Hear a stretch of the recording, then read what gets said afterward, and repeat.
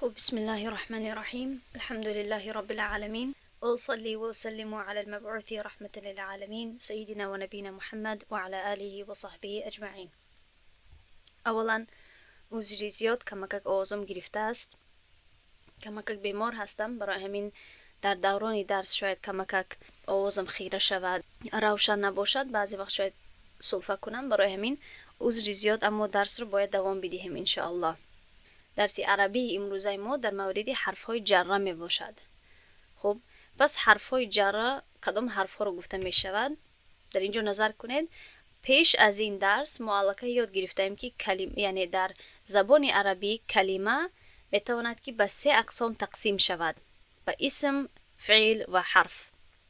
بعضی اسم‌ها رو یاد گرفتیم، بعضی قانون‌هایی که به اسم تعلق دارند آنها رو هم آموختیم و یاد گرفته بودیم که اسم میتواند که از جهت نکره و یعنی از جهت تعریف، از جهت خاص و ناخاص بودن یا معین نامعین بودن میتواند که به 2 گروه تقسیم شود: معرفه و نکره. و این چونین فعل ها را هم، یعنی فعل چیست، من برای شما مختصر کرده گفته بودم، اما انشالله در بخش فعل در درس های آینده میگذاریم. درس امروزه در مورد حرف هست، یعنی که تا این درس درباره اسم ها یاد گرفته بودیم، مبتدا، خبر و موصوف و صفت و غیره. در این درس در مورد حرف یاد میگیریم که حرف در لغت عربی چی را گفته می شود. پس اولا نظر کنید که ما در اینجا هستیم و حرف به 2 قسم تقسیم می شود. پس حرف چی را گفته می شود؟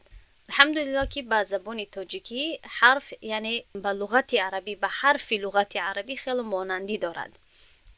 اولا حرف چی رو گفته می شود؟ شما باید صحیفه 3 رو بینید.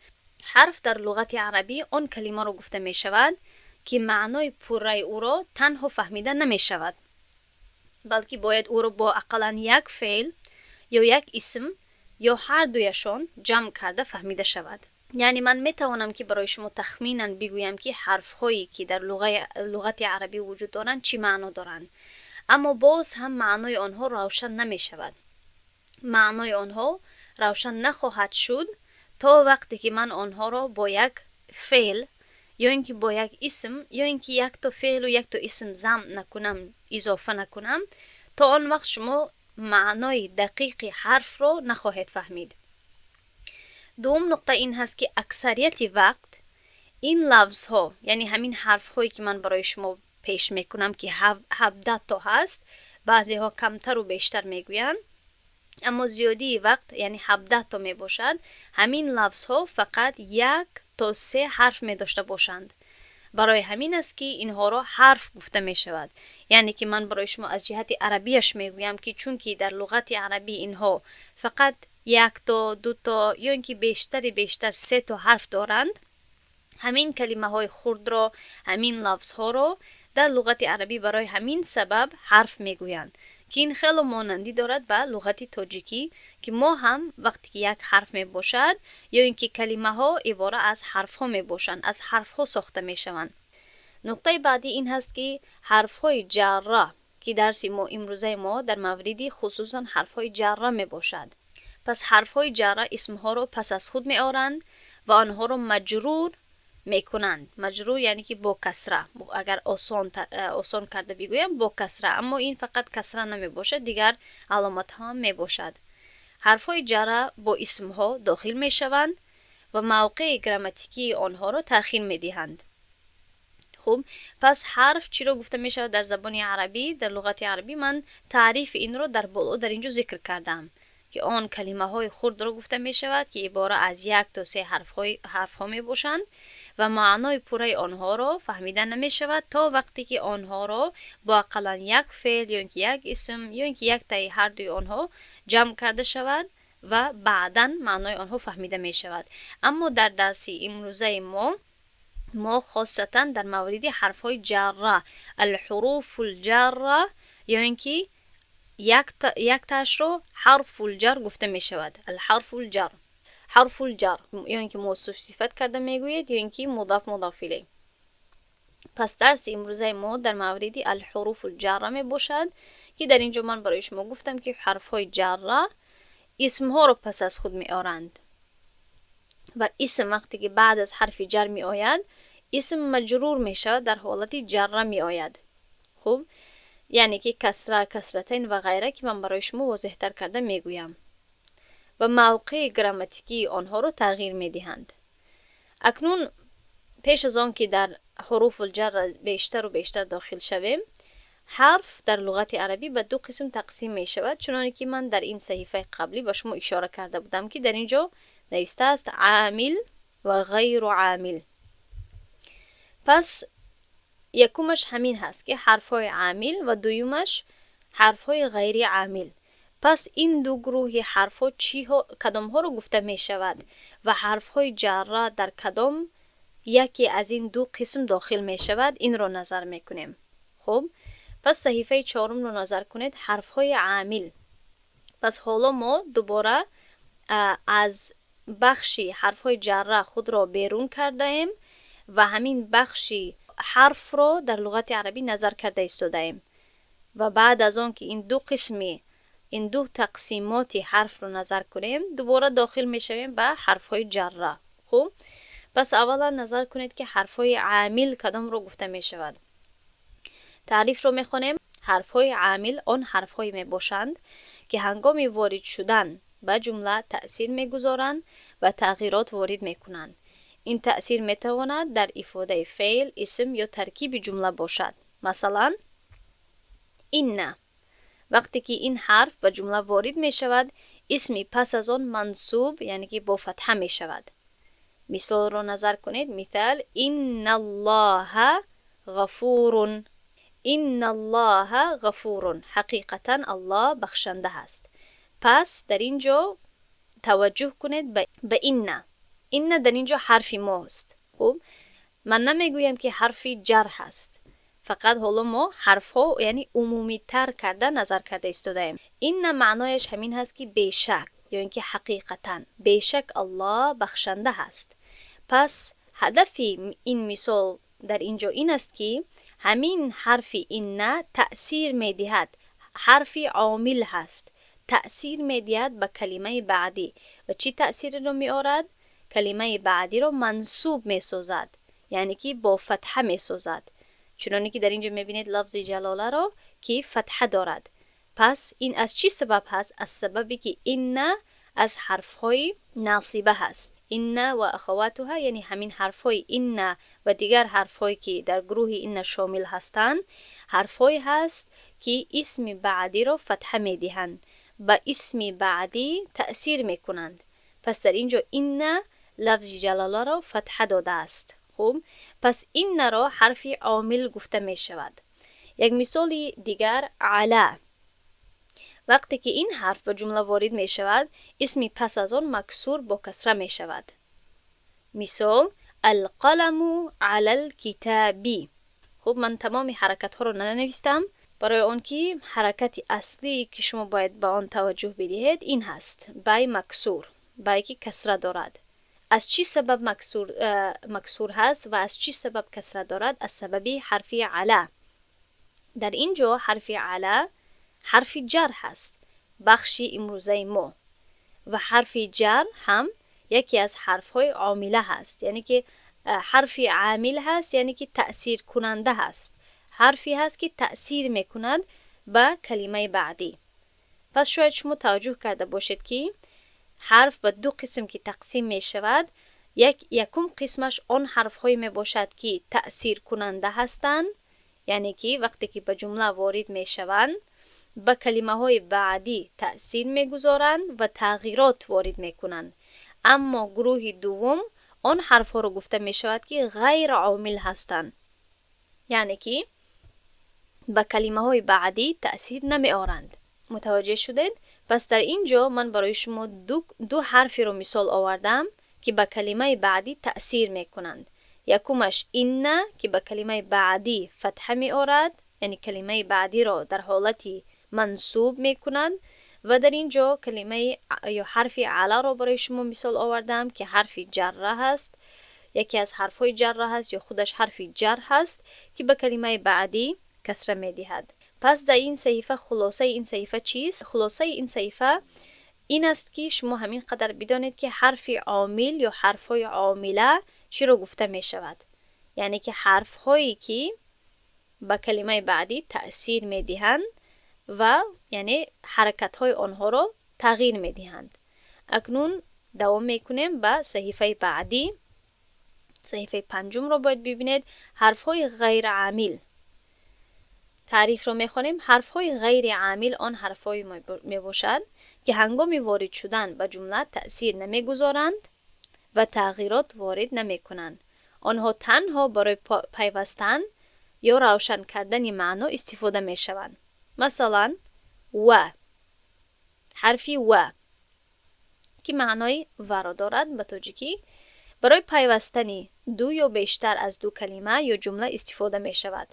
یعنی که برای پیوسته کردن، برای پیوستن جمله ها یا کلمه ها می آید، اما یکم خیل عمل یا تأثیر به کلمه بعدی یا پیش از اون ندارد. مثال رو نظر میکنیم. جاء زید و عمرو. کلمه‌ای که شما به آن باید توجه بدهید در اینجا هست و. خوب. و در مثال بعدی ثم. پس زید و عمرو آمدند. توجه کنید که عمرو به زبان عربی این خیل نوشته می شود. عین، میم، را و واو اضافه کرده می شود در آخرش. اما این رو ما عمرون یا عمر می خوانیم. عمرو یعنی این واو رو همچون مد دراز نمی کنیم. حالا من قلم خود رو بگیرم یک لحظه در اکران نوشته شود.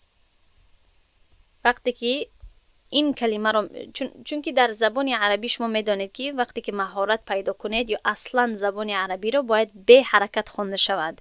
خب و کسی که زبان عربی رو به حرکت خوانده میتواند یا اینکه خود عرب هست که به همین زبان کلان شده هست یا اینکه کسی هست که زبان عربی رو سالها یاد گرفته است، چون که این کاری آسان نیست. خب پس و عموما کسانی که طالبه های علم میشوند و عالمه میشوند، انشالله معلمه میشوند، آنها باید زبان عربی را اولا پیش از همه چیز باید زبان عربی را به اعراب خوانده بتوانند. خب میشود بعضی وقت بعضی خطاها، اما یعنی عموما باید آنها خوانده توانند. خب پس این نام رو وقتی که میبینید در اینجا عین میم را که من نوشتم، وقتی که این نام رو میبینید این نام عموما عمر هست. عمر. خب و در 3 حالت های اعرابی عمرو، عمرا، عمرا می آید. خوب اما وقتی که شما این نام رو میبینید یا این شکل رو میبینید عین میم را واو، این نام رو عمر گفته می شود و برای چی این خیل واو در آخرش هست؟ برای آن که از عمر این کلمه رو ما فرق کرده بتوانیم. شاید بس شما سوال خلق شود که برای چی با اعراب فرق نمی کنیم؟ برای چی در بالای عین عمر ضمه نمیگذاریم و برای چی در بالای عین عمر فتحه نمیگذاریم؟ این خیلی آسان تر نیست و این سوالی خوب هست، اما چنانی که من با شما حالا گفتم زبان عربی اصلا به حرکت هست. پس وقتی که علما در یعنی در مخطوط هایشان یعنی در نسخه هایشان وقتی که می نویستند به اعراب برای فرق کردن بین کلمه عمرو و عمر این خیل به کلمه به نام عمر واو رو یعنی اضافه میکردن در آخر تا اینکه این اشاره شود که این نام عمر هست. خب این یک فایده اضافگی هست، این یک فایده یعنی علاوگی هست که اگر نفهمیدید باقی ندارد. فقط مقصدی من در اینجا همین است که این نام عمر هست، عمر نیست. خب اصلا مقصدی ما در اینجا چیست؟ که حرفی واو در اینجا حرفی واو یکم تأثیری نمی آورد به همین کلمه عمر. در اینجا باید یعنی جاء زیدون و عمرون باشد و همین خیل هم هست. یعنی که من اعراب ها و حرکت ها رو ننویستم، شما می توانید در نزد خود نویسید زیدون و عمرون. زید و عمر آمدند، یعنی هر دوی کلمه ها در حالتی رفعی هستند، هر دوی کلمه ها ضمتین دارند و این واو که در اینجا می آید یکم خیلی تأثیری نمی کند. خوب چی طوری که ما میگویم جاء زیدون، همین طور من میتوانم بگویم جاء عمرون، زید آمد، عمر آمد. وقتی که واو رو وقتی که به جایی که 2 بار جاء بگویم، اگر خواهم که عمر رو فوراً بعد زید بیارم و با واو پیوسته کنم فقط همین خیل میکنم و واو با عمر یکم خیل تأثیری نمی آورد. خوب و یک مثال دیگر این است ثم. ثم یعنی پس. برای پیوستن دو حادثه‌ای که پی هم روی می‌دهند استفاده می‌شود. مثال اکل ثم شرب، خورد سپس نوشید. اکل ثم شرب. ثم هم در اینجا مثال حرفی غیر عامل هست، یعنی که به کلمه بعدی یا اسم باشد یا فعل باشد تأثیری نمی آورد. این شریبه که هست یعنی معنای نوشیدن رو می دهد، فعل ماضی هست یعنی گذشته، از بابی شریبه یشربو یعنی که سمع یسمعو، از بابی سمع یسمعو هست، یعنی که حالت اعرابیش به همان حالت عادی یا طبیعیش مونده هست و ثم به این یکم خیل تأثیری نداده هست. فهمیدین؟ پس خلاصه این صحیفه چی شد؟ خلاصه همین صحیفه حرفهای غیر عامل همین است که بعضی حرفها چنین هستند که به حرفی به کلمه بعدی یکم تأثیری نمی آورند. اکنون حرفهای جره از کدام بخش هستند؟ دوام میکنیم به صحیفه ششم. حرفهای جره از گروهی حرفهای یکم هست، یعنی که به کلمه بعدی تأثیر می آورند و انشاءالله در صحیفه یکی از صحیفه های آخران شما خواهید دید که چطور حرفهای جره به کلمه بعدی تأثیر می کنند. اما پیش از اون ما یک بار نظر می کنیم که همین حرفهای جره کدام حرف ها می باشند. پس در اینجا نظر کنید، من برای شما 10 مثال را در این صحیفه می آورم و یک صحیفه بعدی می آید که 7 مثال دیگر رو می بینید که جمعاً و کلاً 17 تا حرف های جره می باشد. خوب، و این به فکرم از همه زیادترین گروهی حرف ها می باشد، یعنی که همین 17 تا که هست دیگر گروه های حرف ها کمتر هستند. تشویش نکنید، حرف های جره از همه گروهی کلانترین هست، اما قانونی حرف جره از همه آسانترین هست. پس شما انشاءالله خواتیر نشوید. در اینجا نظر کنید، اولا حرفی بی معنایش با همراه. خوب، اصلا بی که هست برای معلومات سبب یا وسیله می باشد و این چنین بعضا برای نشان دادن جای یا راه استفاده می شود. اکنون ایله که هست، ایله برای نشان دادن سمت یا مکان هست. از جهت ترجمه من میگویم تا یا به طرفی.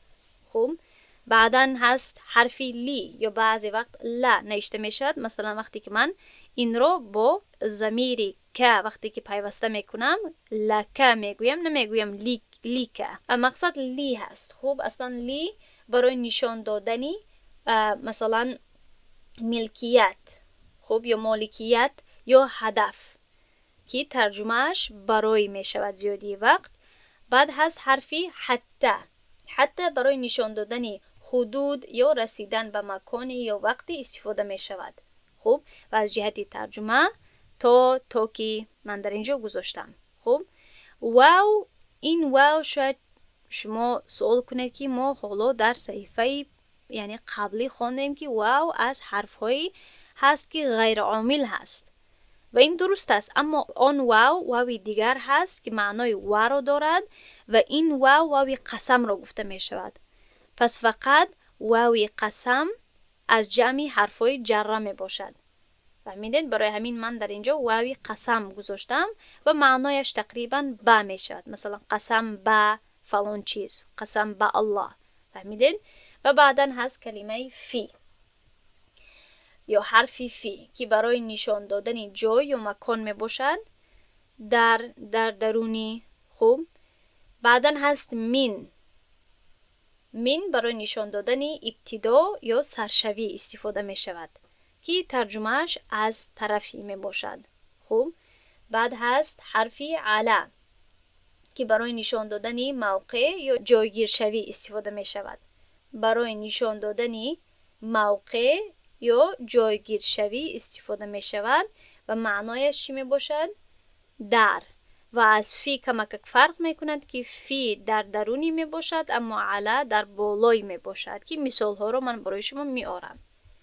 و بعدن هست کلمه که یا حرفی که برای تشبیه، زیادی وقت برای تشبیه مانندی استفاده می شود. من در اینجا نوشتم مثلی، یا اینکه اگر خواهید مانندی بگویید این هم درست هست.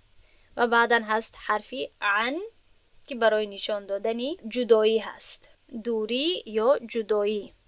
و در اینجا ترجمه کردم از یا اینکه درباره، بعضی وقت درباره چیزی می باشد و زیادی وقت درباره دوری یا اینکه جدایی استفاده می شود. این بود اولین 10 حرف های جره. اکنون بعضی مثال ها رو نظر میکنیم در صحیفه 7.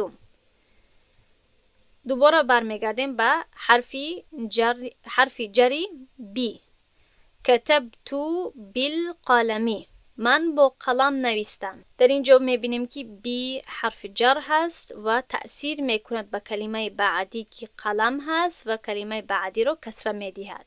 خوب، و همین از قانون حرف های جره که چی میکنن؟ کلمه بعدی رو، اسم بعدی رو در حالت مجرور یعنی که کسره و کسرتین و غیره. حالت جری رو من برای شما در یک درس قبلی فهمانده بودم که چندین علامت ها دارد، اما علامت مشهورترین همین کسره و کسرتین می باشد. خوب، پس می بینیم که بالقلمی گفتم، من با قلم نوشتم. مهمش همین است که کلمه بعدی رو کسره دادم و همین هست، همین یک قانونی واحد هست که در تمام مثال ها شما خواهید دید. دیگر یکم خیل یعنی تشریح دادن لازم نیست. بعدن هست اله، ذهبت الى المدرستی، من به مکتب رفتم، من به مدرسه رفتم. پس در اینجا اله حرف جر هست و مدرستی کلمه بعدی مجرور هست که کسره دارد. خوب، دیده در اینجا کسره هست. پس از جهت ترکیب من همین حرف جر رو میگویم حرف جر و کلمه‌ای که به آن تأثیر داده هست میگویم مجرور، جر و مجرور. خوب، و بعدا میبینیم که کلمه لی آمده است. خوب، الکتاب لی زیدین، کتاب برای زید هست یا از آن زید هست. پس میبینیم که با نام زید در اینجا چی داده است؟ یعنی حالت جری رو داده است، یعنی کسرتین داده است. برای چی در دو مثال های اول یک کسره هست و در مثال سوم 2 کسره هست؟ یکم کس برای من گفته میتواند که برای چی این مثال سوم زیدین شد کسرتین هست؟ استاد جان، جار و مجرور شد، یعنی که حرف جر وقتی که آید و همون کلمه رو مجرور میکند. درست، اما سوال من همین است که در این مثال اول میبینیم که یک کسره هست. خوب، در این مثال بعدی هم یک کسره هست. برای چی در مثال آخران لیزیدین نگفتم، لیزیدین گفتم؟ در اینجا برای آن است که 2 کسره، زیرا که وی نکره است، ولی پیش از خودش الف لام آمده است. در این خاطر است استاد جان نکره است، یعنی معلوم نیست و همون خاطره. شنیدم بله. جوابتون رو گرفتم. جوابتون نیمش درست نیمش کمتر نادرست. یعنی که گفتید که پیش از زید، کلمه زید چون که الف لام وجود ندارد، برای همین است که در اینجا تنوین آمده است. یعنی که شما گفتنی هستید که پیش از این، چون که در المدرسه الف لام هست، در القلم الف لام هست، باید تنوین نآید. این قسمت جوابتون درست هست، اما این یعنی درست نیست که بگویید که کلمه زید نکره هست، چون که اصلا کلمه زید معرفه هست، چون که نام هست. خوب، اما میتواند که بعضی کلمه ها معرفه شوند به الف لام. باز هم جوابی درست تا یک حده. بعدن هست حتی یعنی که چنانه که من گفتم برای نشان دادنی حدود. اکلت السمکه حتی رأسها، من ماهی رو تا سر آن خوردم. خب، این یک مثال خیلی مشهور عربی هست که اصلا این کلمه رأس یعنی که سر هم میتواند که رأسها بیاید، اما با فرق کردن همین حرکتی که بالای سین یا زیر سین می آید معنا دیگر می شود. خیلی یعنی یک مثالی جالب هست که باریکی زبان عربی رو نشان می دهد. اگر ما حتی رو همچون حرف جر استفاده کنیم و کلمه بعدی رو همچون مجرور بیاریم، معنایش همین می شود که من ماهی رو خوردم تا سرش، یعنی که سرش رو نخوردم. تا سرش خوردم اما سرش رو نخوردم. فهمیدین؟ اگر از برای فایده اگر من می گفتم حتی رأسها با فتحه بالای سین، یعنی که حتی سرش رو هم خوردم. خوب، من ماهی رو خوردم حتی سرش رو هم. اما چون که در اینجا همچون حرف جر و مجرور می آرم، یعنی که سرش رو نخوردم، من ماهی رو تا سرش خوردم. خوب، یعنی که سر در اینجا چی می شود؟ استثناء می شود. به هر حال هدف ما همین حتی هست، حرف جر که کلمه بعدی رو در حالت مجرور می آرد و کسره می دهد. دیدید که در اینجا یعنی کسره در کجا هست؟ در آخری حرف هست، در آخری همین کلمه سر هست. سر چون که رأسون می شود و بعد از همین سین چی پیوسته شده است؟ ضمیری ها. پس ما حالت جری رو یا کسره رو مکسور رو باید در آخران حرفی کلمه بدیم، نه اینکه در آخران حرفی مثلا ضمیر. فهمیدین؟ پس در اینجا آخران حرفی همین اسم سین هست، نه اینکه ها. دقت کردید؟ پس این است آخری همین کلمه رأسون، رأسین. پس در اینجا رأسی ها من کسره رو در سین دادم، نه اینکه در ها، چون که ها یک کلمه جدا هست، یعنی که چی هست؟ ضمیر هست، جانشین هست، که یعنی سری او، سری همین ماهی، چون که ماهی در اینجا یک ماهی هست و در حالتی یا اینکه با جنسی مؤنث آمده است، من همین خاص ضمیری مؤنث رو استفاده کردم. و بعدا میبینیم که والله واوی قسم آمده است، یعنی با الله قسم. پس در اینجا هم لفظ جلاله را در حالت جری می آرد، مجرور می آرد. و بعدا میبینیم که کلمه فی، الکتاب فی الحقیبتی، کتاب در سمکه هست، در بکس هست، در سمکه هست. در اینجا میبینیم که فی آمده است، حرف جر و کلمه بعدی رو کسره می دهد. و بعدا من خرجت من البیتی، من از خانه بیرون آمدم. پس در اینجا حرف جر من می باشد که اصلا در بالای نون سکون بود، اما چون که در اینجا دو سکون یک جایه می شد، یعنی که اگر من در اینجا یعنی سکون می گذاشتم چی می شد؟ دو سکون یک جایه می شدند. دو سکون در یک جا وقتی که می آید این رو گفته می شود اجتماع الساکنین، جمع شدن دو سکون، که این یک قانون دیگر هست. وقتی که دو سکون یک جایه می شوند باید یکم سکون رو تغییر داده شود به حرکت تا اینکه تلفظ کرده شود. فهمیدین؟ پس این دیگر قانون هست که من در یک درس دیگر برای شما خوبتر میفهمونم، اما یک قانونی خیلی کوچک هست که اگر حالا فهمیدید خوب می شود. من برای چی مین رو به مینه تغییر دادم، همین سبب رو من برای شما گفته ایستادم. پس من مین رو به مینه تغییر دادم، یعنی که بالای نون فتحه آوردم تا اینکه من از جهت تلفظ کرده بتوانم. خرجت من البیتی، من از خانه بیرون شدم و کلمه بعدی در حالت مجرور می آید. خوب، چون که همین من حرف جر برایش تأثیر می کند. بعدا هست علا، الکتاب علی الطاولتی، در اینجا الف مقصوره هست چون که در اکران نوشته نمی شود، در کامپیوتر نوشته نمی شود، عموما الف مقصوره رو نمی بینید. خوب، الکتاب علی الطاولتی، کتاب بالای میز است. پس در اینجا علا بالای، در بالای حرف جر هست و طاولتی میز که stol هم میگوید در حالت مجرور هست. و بعدا چیست؟ که انت کالاسدی، انت تو که مثلی اسد شیر هستی. پس در اینجا که حرف جر هست، اسدی در حالت مجرور، کل اسدی تو مثل شیر هستی. عن تحدثت عن الموضوع، من درباره موضوع صحبت کردم. تحدثت من صحبت کردم. عن اصلا این هم چی بود؟ عن یعنی با سکون بود، اما از سببی که در اینجا اجتماع ساکنین می شود، جمع شدن دو سکون می شود، باید سکون اولی رو تغییر داد به یک حرکت. با کدام حرکت تغییر می دهید؟ این رو من برای شما در آینده می فهمونم. اذا حرک بالکسر و غیره.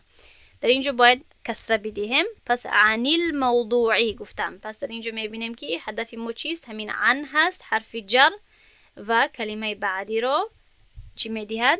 حالتی مجرور می دهد. این بود مثال های 10 حرف های جره اولی. بعدا نظر کنید، من 7 دیگر رو یعنی 7 حرف های جره دیگر رو من در صحیفه بعدی آوردم برای که اینها کم استفاده می شوند. پس در اینجا هست تا، قلمم رو عوض کنم که تای قسم می باشد. خب تاللهی و غیره که مثال ها می آید. بعد هست مذ برای نشان دادنی ابتدای وقت می باشد، مخصوصا برای وقتی نزدیک. خب پس من از وقت یا همین خیل از اگر بگوید این هم ترجمه درست می شود. باید ما یعنی کانتکست رو دیده، سیاق و سیاق رو دیده ترجمه کنیم. برای همین چنانی که میدانید خود تعریف حرف همین است که ترجمه معنا ندارد تا وقتی که با جمله پیوسته نشود. برای همین تا وقتی که به جمله نگذاریم ترجمه عمیق رو داده نمیتوانیم. منذ هم برای نشان دادن ابتدای وقت هست، اما مخصوصا برای وقتی دوری گذشته، اما زیادی وقت برای یک معنا استفاده می شوند. بعد هست کلمه رب، بعضی احیانا. رب برای نشان دادن کمی یا اینکه مقداری کم می باشد یا اینکه به هر خیل معنا استفاده می شود. روسیش باید به کانتکست نظر کرده شود، به جمله نظر کرده شود. بعد هست خلا، به غیر از، به جز. پس خلا یا حاشیه برای استثناء کردن هست و عدا هم برای استثناء کردن هست و هر سهش معناهایش یک هست. معنای هر سه این حرف ها یک می باشد. پس مثال ها رو نظر می کنیم برای این کلمه ها. تالله لأکیدن اصنامکم. تالله این است اصلی مقصد ما، به الله قسم. پس می بینیم که در اینجا تا حرفی جر آمده است و لفظ جلاله مجرور شده است. تالله قسم به الله که من بت‌های شما رو می شکنم. مذ یومین از 2 روز پیش. پس در اینجا می بینیم که مذ حرف جر هست و یومین کلمه یومین که مثنا هست یا تثنیه هست در حالت جری می باشد. چطور در حالت جری؟ چون که حالت جری برای کلمه های تثنیه به عینی اشاره کرده می شود. به یا نونی مکسوره که پیش از یه ساکنه فتحه باشد. دیدین؟ پس مذ یومینی پیش از 2 روز. پس این یومین در حالت جری هست. و بعدا منذ سنتین از 1 سال پیش. در اینجا هم میبینیم که منذ حرف جر و سنتین 2 کسره دارد، در حالت مجرور هست. و بعدا هست رب رجل کریم، چقدر مردی کریم. خب در اینجا هم رجلین در حالت جری هست و رب حرف جر هست. خلا جاء القوم خلا زیدین، قوم آمدند به غیر از زید. پس خلا در اینجا حرف جر هست و زیدین در حالت مجرور هست. جر مجرور. خب حاشا اکلت الفاکهة حاشا التفاحی، من میوه خوردم به غیر از سیب.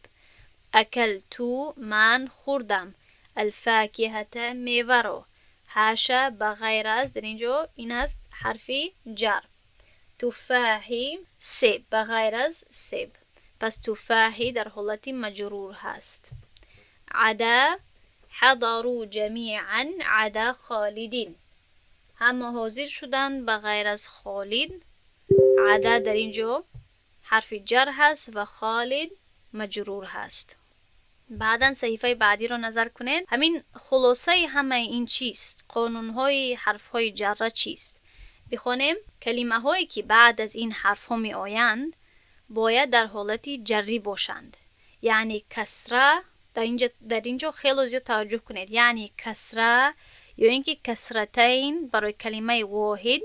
خب یعنی کلمه وقتی که واحد باشد، یک تا باشد، یا کسره میگیرد یا کسرتین. از چی سبب؟ اگر الف لام داشته باشد یا اینکه مثلا خب اگر الف لام داشته باشد کسره میگیرد، اگر الف لام نداشته باشد کسرتین میگیرد. این برای واحد شد.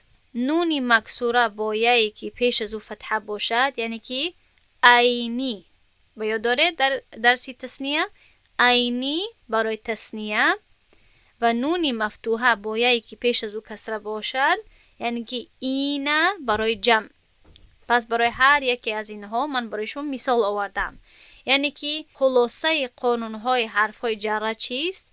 که حرف جر وقتی که می آید کلمه بعدی رو، اسمی بعدی رو، یعنی که اینها بر اسم ها داخل می شوند نه بر فعل ها، اسمی بعدی رو خواه واحد باشد و مثنا باشد یا جمع باشد اسم بعدی رو در حالت جری می آورد. و چی طور حالت جری می شود؟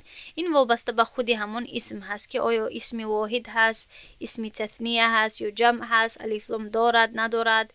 خوب، پس نظر کنید اگر یک کلمه واحد باشد که الف لام نداشته باشد کسرتین می گیرد. علی کرسی، بالای کرسی.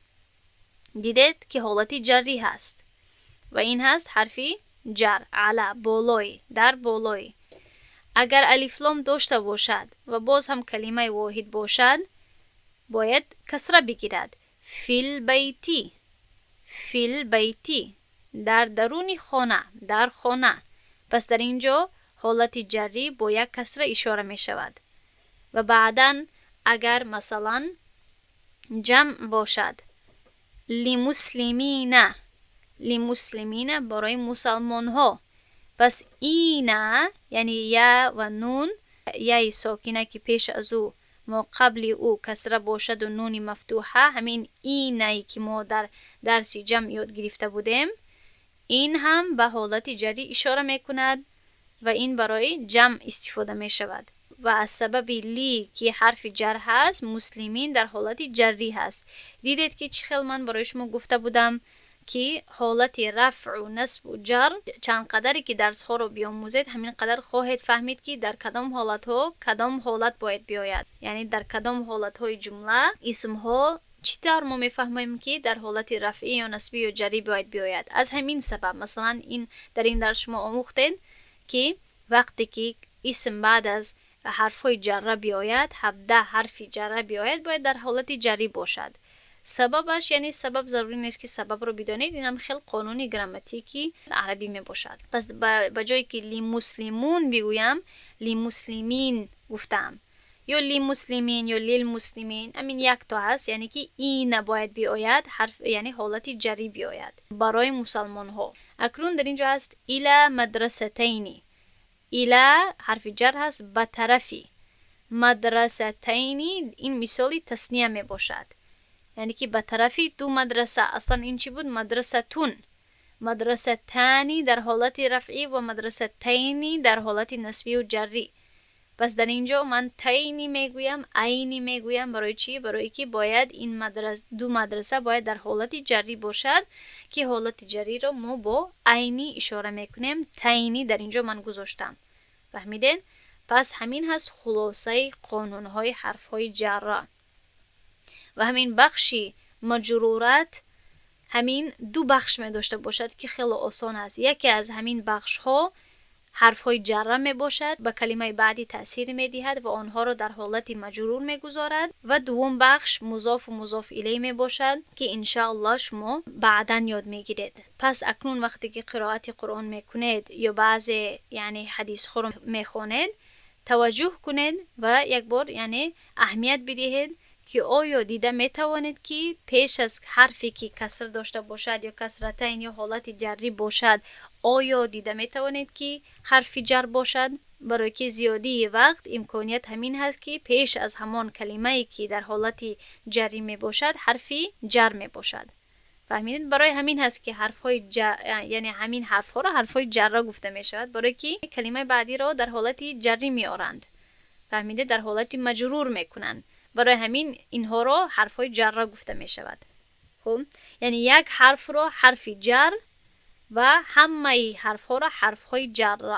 درس در همینجا به انتها می رسد. اکنون ما دوام میکنیم به مشق. 2 صحیفه مشقی هست من برای شما پیش میکنم و شما کوشش کنید که اهمیت بدهید که آیا حرف‌های جر را اهمیت میدهید در این آیات ها. همین 2 صحیفه هست، باقی مانده است بعد تمام.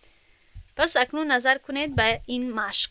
2 تای اولش رو من برای شما کردم، برای شما ترجمه میدهم و بعداً یعنی شما باید برای ما گفتگو کرده بگویید که در این یعنی آیه حرف جری یا حرف جر کدامش هست. در این اولش من اولش رو برای شما علقه کردم لتسألن یومئذ عن النعیم.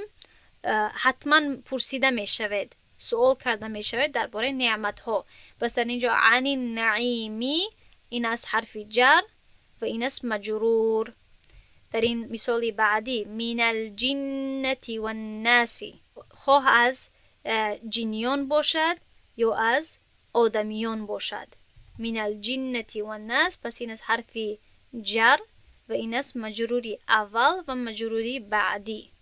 خب مجروری یکم، مجروری دوم. خب از سبب واو اینها یک حکم میگیرن، اینها هر دویشون با همین مین تأثیر شدند. اکنون مثال بعدی، ولم یکن له کفوا، معنای این آیه چیست؟ و نه هیچ کس همتای اوست، یعنی که با الله. پس در اینجا آیا کسی گفته میتواند که در اینجا حرف جر کدام هست؟ گرچند کمک دشوارتر هست اینش. استاد جان همین وای اولش باشد و وای قسم. السلام علیکم و رحمت الله. له. خب در اینجا دو جواب گرفتم. یکم شخص گفت که واو یکم واو قسم شاید باشد و دوم شخص گفت که لهو، یعنی که لام رو در نظر دارد. جواب درست جواب دوم هست. لام در اینجا، لا در اینجا چیست؟ حرف جر هست، یعنی که همون لی و لایی که من با شما اشاره کرده بودم همین حرف جر هست در اینجا. واو در اینجا واو قسم نیست، برای که از جهت معنا هم معنایش همین هست که واو، نه اینکه قسم بر. و واو قسم همه وقت با چیزی که قسم خورده میشد میچسبد، یک جای می آید. و در اینجا لام چیزی نیست که اسم باشد یا چیزی نیست که با اون قسم گرفته شود. پس در اینجا لهو با او، یعنی که با الله چیزی نیست که یعنی همتا باشد، یکتا باشد، مانندی داشته باشد. پس در اینجا گرچندی که شاید شما فکر کنید که در اینجا یعنی کلمه بعدی یا حرف بعدی رو این لای حرف جر کسره نداد. از چی سبب هست؟ از همین سبب هست که ضمیرها تغییر نمیخورند. بعضی اسمها و حرفها می باشند که مبنی می باشند. کلمه هایی که مبنی باشند هیچ وقت تغییر نمیخورند، گرچند که باید تغییر خورند. یعنی در اینجا شاید شما گمان کنید باید لهی باشد، اما در اینجا لهی برای چی نمیشود؟ برای که این ضمیر هو مبنی هست، از جمع کلمه های هست که چسبیده هستند، هیچ وقت تغییر نمیکنند. اما باز هم یعنی این حرفی جر هست. خب مثال بعدی رو نظر کنید. بحجارة من سجیل، یعنی ترمیهم بحجارة من سجیل، تا آنها رو با سجیل سنگباران کردند. در اینجا و من بگوید که کدامش هست؟ بی از کس بی اولش و من هر دوش حرف جر. این بی اول بحجارتین میبینیم که حجارتین، حجاره معنای چی است؟ سنگ ها در حالت مجرور هست و این بایی که در اول هست بی بای مکسوره که هست این حرف جر هست. من هم حرف جر هست. سجیلین برای همین است که کلمه بعدی را در حالت مجرور آورده است. بهترین مثال بعدی فی صدور الناس، یعنی الذی یوسوس فی صدور الناس، اون که در دلهای مردم وسوسه میکند. در اینجا کدامش هست؟ فی. بهترین فی حرف جر هست، برای همین صدور را در حالت مجرور می آرد. فی صدور الناس، صدوری در دلهای مردم. خب هم عن صلاتهم ساهون، هم آنها در مورد نمازهای خود سستی دارند، در غفلت هستند. در این مثال کدامش هست؟ خب یک کس برای من بگوید که در این آخر من کسره رو نمیبینم، برای چی هست؟ از چی سبب باشد؟ این درست است که عن حرف جر هست، به خاطر که ضمیر متصل در کلمه پیوند شدگی صلاتی اینجا مجرور در حرف ته را مجرور میکنه، هم امیخه ایستد، این برای که ضمیره. بهترین جواب داده. بله، برای که ما گفته بودیم که باید کلمه بعد از حرف جر باید مجرور باشد، یعنی که حرف آخرانی همون کلمه و حرف آخرانی کلمه بعدی تا می باشد، چون که همین کلمه صلات هست، صلاتین، صلاتون، عن صلات. پس کلمه آخرانی همین کلمه بعدی حرف آخرانی همین کلمه بعدی تا می باشد و این هم که است، چونانه که خواهرمون گفته است این ضمیر هست. این عن به ضمیر تأثیر نمی کند، به حرف آخرانی همین کلمه بعدی تأثیر می کند. پس این است مجرور و این است یعنی ضمیر. خب اکنون مثال بعدی رو نظر میکنیم. والشمس وضحاها. قسم به آفتاب و روشنیش در هنگام چشت. صدا وا حرفی باشه. واو استاد جان. و درست گفتید، حرفی واو و شمسی. خوب هر دویش هست، اما حالا من همین مثال رو نظر کنید چون که اینش کم دشوارتر هست. و شمسی برای همین است که کلمه بعدی در حالت مجرور هست. اکنون تجری من تحتها الانهار. پس در اینجا کدامش مثال هست؟ در اینجا مین هست و چگونه که خواهر گفتن در اینجا حرفی تر رو یعنی که کسر رو کردگی. درست گفته. مین حرف جر هست و تا در اینجا اشاره میکند که یعنی تحت در اینجا در حالتی مجرور هست و این ها کی هست؟ این ها ضمیر هست، جدا هست، به ها تأثیر نمیکند. این حرف جر در کلمه بعدی در آخران حرفی کلمه بعدی تأثیر میکند و آخران حرفی همین کلمه بعدی ها نمی باشد بلکه تا می باشد. من تحتها. خب اذا بعثر ما فی القبور. خب افلا یعلم اذا بعثر ما فی القبور. کسی جواب دادنی بود؟ فی استاد جان. فی. بله، فی حرف جر هست. فی القبوری در اینجا کمک بخشیش کمک حذف شده هست. فی القبور این است حرف جر و این است مجرور، یعنی که آخران حرفش ری هست. خب فی القبوری. و التین و الزیتون. قسم به انجیر و زیتون. در هر دوش حرفی واو. درست. حرفی واو می باشد. و می باشد. خب درست، واوی قسم در اینجا هم واوی قسم. فقال لهم رسول الله. پس گفت برای آنها پیامبر الله، رسول الله. لام حرف جر، ضمیر متصل در حرف جر چسبیده شده. در محل جر مضاف، در محل جر اسم مجرور استاده. درست گفتید. در اینجا لام در همین لا که هست، لا و لی که من اشاره کردم همین از حرف جر و اصلا هم در حالت مجرور هست، در محل مجرور هست چنانی که گفتک، اما در اینجا معلوم نمیشه چون که هم ضمیر هست، مبنی هست، یعنی تغییرات نمی آید به این ضمیر. پس این از حرف جر و این از مجرور. در اینجا هم یعنی لفظ جلاله هم در حالت جری هست، اما این از سبب دیگر هست، از سبب جر و مجرور نیست، از سبب اضافه هست چون که مضاف الیه هست. اما این یک بخش جدا هست که در بفکرم یا درسی بعدی است یا بعداً یعنی می آید. إنا أنزلناه في ليلة القدر. ما آن را نازل کردیم در شب قدر، یعنی قرآن را. در اینجا کدامش باشد؟ در اینجا فی حرفی جر می باشد و ری یعنی که مجرور شدگی حرفی را. این است حرف جر گفتید و مجرورش کدام هست؟ فی لیلت القدری. حرفی را باشد استاد جان. حرفی را مجرور میشه. در اینجا تا. خوب استاد جان هم حرفی ری. فی لیلتی. تمام. خوب لیلتی. خوب یعنی کسره در اینجا بعد از در حرف در کلمه بعدی که کسره می آید این است مجروری حرف جر. قدری از دیگر سبب کسره دارد، از سبب اضافه، چون که گفتم در اینجا دو بخش هست، بخشی حرفای جر و مجرور که یکم بخشی مجرورات می باشد و دوم مضاف و مضاف الیه، یعنی که مضاف الیه در حالت جری می باشد که انشالله در یک بخشی آینده می آید. پس در همین جا انشاءالله درس به انتها می رسد. سبحان الله و بحمده، سبحانك اللهم و بحمدك، نشهد ان لا اله الا انت، نستغفرك و نتوب الیک. السلام علیکم و رحمت الله و برکاته.